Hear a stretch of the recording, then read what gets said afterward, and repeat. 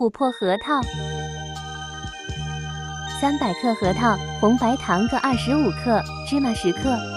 锅中放适量的水，烧开，加1茶匙盐，把核桃倒入开水中煮3分钟，去除涩味。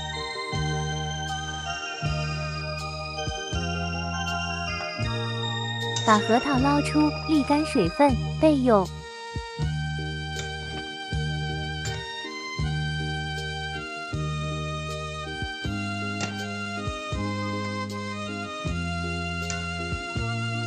热锅中加100克水，把糖加入锅中，搅拌至融化。把核桃倒入锅中，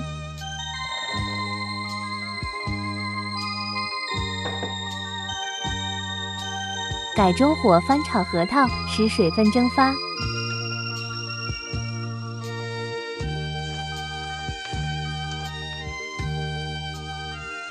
当炒至糖粘稠时，加入芝麻。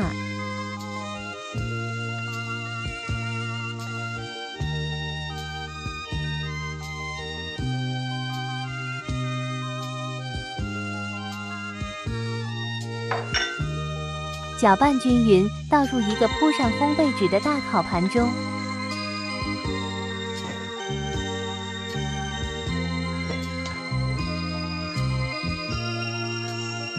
把核桃均匀地摊成一层，以更容易烤均匀。预热烤箱至320华氏度，烤18分钟。烤好的核桃颜色红润，放凉后酥脆香甜。谢谢观看，请订阅、点赞、按小铃铛。